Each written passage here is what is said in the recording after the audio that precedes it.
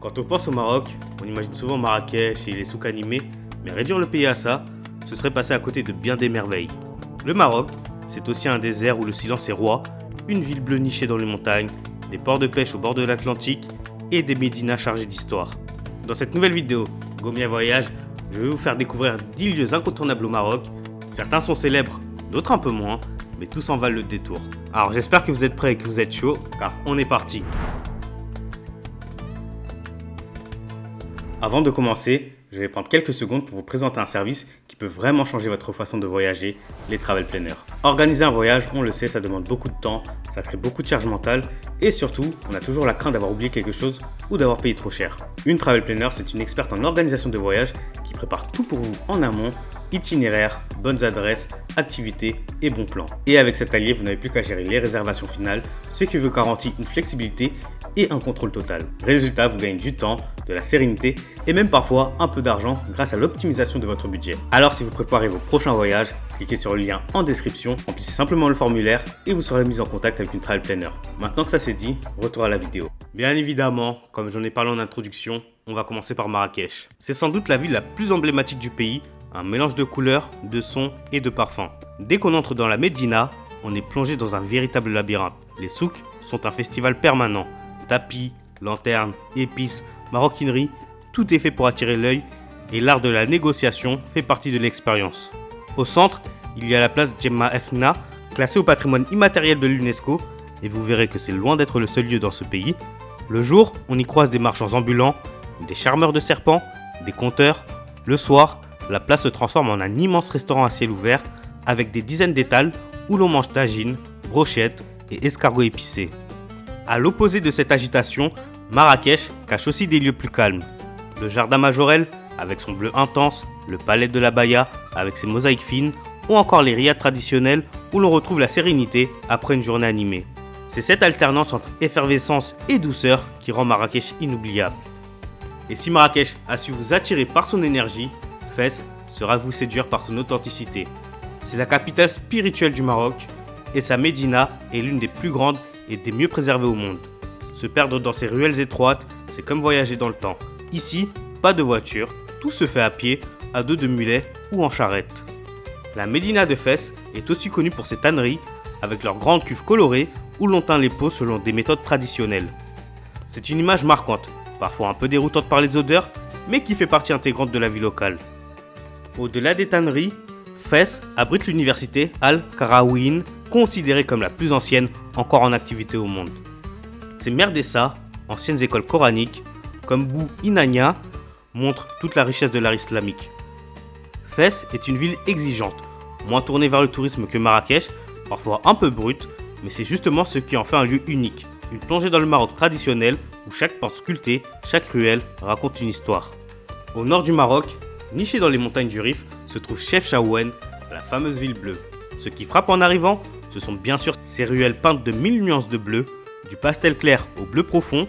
L'origine de cette couleur n'est pas certaine, certains disent que c'était pour éloigner les moustiques, d'autres y voient une tradition héritée des communautés juives installées dans la région. Quoi qu'il en soit, le résultat est magique. Se promener dans Chefchaouen, c'est une expérience en soi. Chaque ruelle débouche sur une petite place, chaque porte semble avoir été décorée avec soin et les habitants entretiennent fièrement cette atmosphère unique. Contrairement aux grandes villes, ici, le rythme est beaucoup plus calme. On prend le temps de s'asseoir dans un café, de goûter un thé à la menthe en regardant les montagnes ou de grimper jusqu'à la mosquée espagnole pour admirer le coucher du soleil sur toute la ville. Chefchaouen, c'est un mélange de décors presque irréels et d'ambiance paisible. Une étape qui marque forcément un voyage au Maroc, surtout si l'on cherche un lieu différent à taille humaine. De l'autre côté du pays, sur la côte atlantique, Essaouira offre un tout autre visage. C'est une ville portuaire entourée de remparts où l'océan rythme la vie quotidienne. En arrivant, on est accueilli par le cri des mouettes, les bateaux bleus des pêcheurs et l'odeur des poissons grillés. La Médina d'Essaouira est inscrite au patrimoine mondial de l'UNESCO. Elle est plus petite et plus reposante que celle de Marrakech ou Fès, mais elle a un charme fou. Ruelles blanches et bleues, ateliers d'artisans, galeries, petites places ombragées, on sent ici une influence à la fois marocaine et européenne, héritée des échanges maritimes. Essaouira, c'est aussi une ville tournée vers la musique et la culture. Chaque année, elle accueille le festival Gnawa, qui rassemble musiciens traditionnels et artistes du monde entier. Et pour les amateurs de nature, La plage immense qui s'étend à la sortie des remparts est idéale pour se balader, faire du cheval ou bien même de tester le kitesurf. C'est une ville qui respire la détente, une parenthèse parfaite après l'agitation des grandes villes marocaines. Quand on pense au Maroc, en premier lieu on va peut-être penser à Marrakech, mais en second lieu, à quoi on va penser? Au désert, et Merzouga en est l'un des symboles forts. Situé à l'est du pays, au bord des dunes de l'Erg Cherbi, c'est un lieu où l'on mesure vraiment la grandeur et le silence du Sahara. À l'aube ou au coucher du soleil, les dunes prennent des teintes incroyables. Du jaune doré à l'orange profond, monter à dos de dromadaire jusqu'au sommet d'une dune et voir l'horizon infini, c'est une expérience à ne pas manquer. Le soir, dans les bivouacs traditionnels, on dîne autour d'un feu et on écoute des chants berbères sous un ciel rempli d'étoiles. C'est vraiment une déconnexion totale, loin du bruit des villes. Les plus sportifs quant à eux, ils peuvent tenter une randonnée en quad ou une marche guidée pour découvrir les oasis et les villages autour de Merzouga. Ce lieu est une étape incontournable pour comprendre le Maroc dans toute sa diversité, entre immensité, simplicité et rencontres humaines. À seulement quelques heures de Marrakech, les montagnes du Haut Atlas offrent un contraste saisissant entre les villes et le désert. Ici, ce sont les paysages grandioses et la vie berbère qui marquent les esprits. Les vallées verdoyantes, comme celle de l'Ourika, sont parfaites pour une première découverte. Petites randonnées, cascades accessibles, repas au bord de la rivière.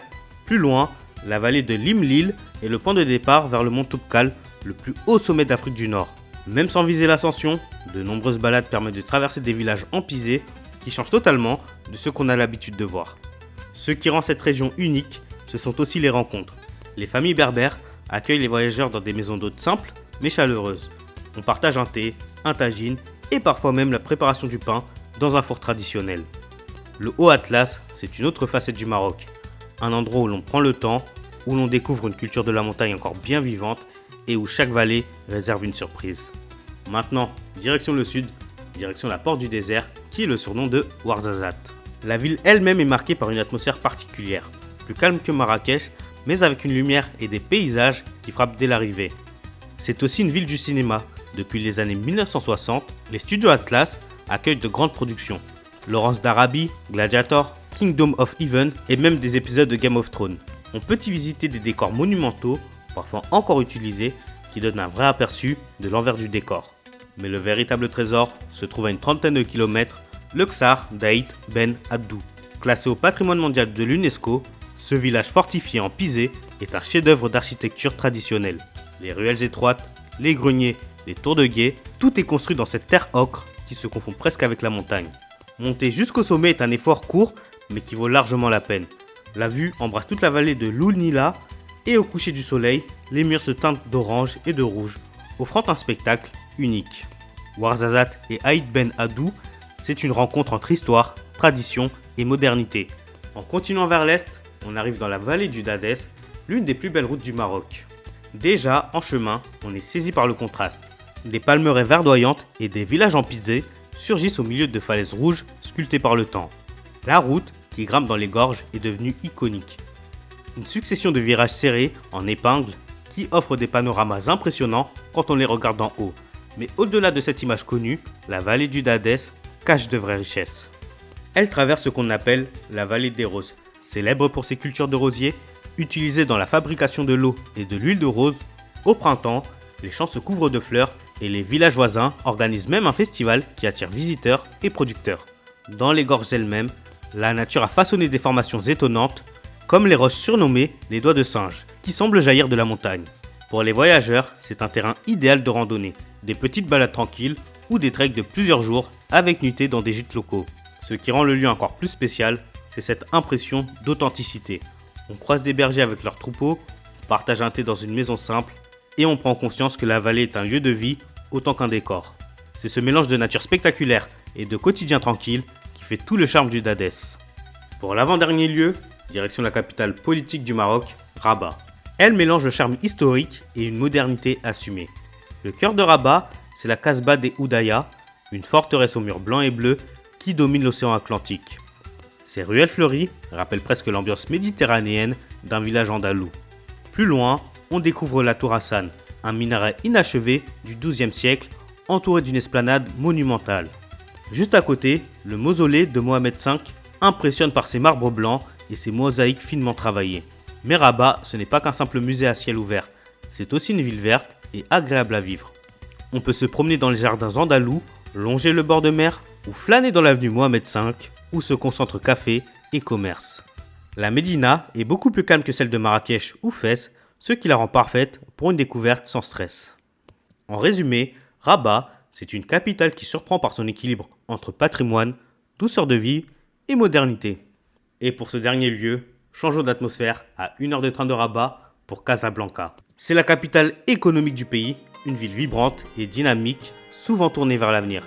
Et en plus de cela, elle cache des trésors uniques. Le plus spectaculaire, c'est sans aucun doute la mosquée Hassan II. Construite au bord de l'océan, c'est l'une des plus grandes mosquées du monde. Son minaret de 200 mètres domine la ville et son intérieur peut accueillir jusqu'à 25 000 fidèles.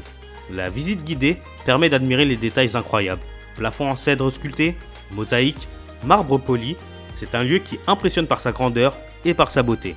Au-delà de ce monument emblématique, Casablanca séduit aussi par sa vie quotidienne. Le quartier art déco du centre-ville rappelle son histoire coloniale, avec des façades blanches et des cinémas à l'ancienne. La corniche, réaménagée ces dernières années, est l'endroit idéal pour marcher en bord de mer, prendre un café ou profiter de la vie nocturne. Casablanca n'a pas le charme pittoresque d'Essaouira ou de Chefchaouen, mais c'est une ville qui incarne le Maroc moderne, cosmopolite et en mouvement. Et c'est donc un contraste intéressant à découvrir pour compléter le voyage. Voilà, on vient de parcourir ensemble 10 lieux incontournables au Maroc, des villes emblématiques comme Marrakech et Fès, des paysages naturels impressionnants avec le désert de Merzouga, le Haut Atlas et les gorges du Dadès, mais aussi des villes côtières comme Essaouira ou Casablanca et des joyaux uniques comme Chefchaouen ou Aït Ben Haddou. Et bien évidemment, je vous rappelle que si vous voulez aller plus loin et organiser un voyage au Maroc, n'oubliez pas le lien en description. Une travel planner partenaire de Gomia Voyage pourra créer un itinéraire adapté à vos envies, votre rythme et votre budget pour profiter du Maroc dans les meilleures conditions. C'est fini pour moi, maintenant à votre tour de jouer. Dites-moi parmi ces 10 lieux lequel vous attire le plus et pour plus de vidéos de ce genre, n'hésitez pas à vous abonner.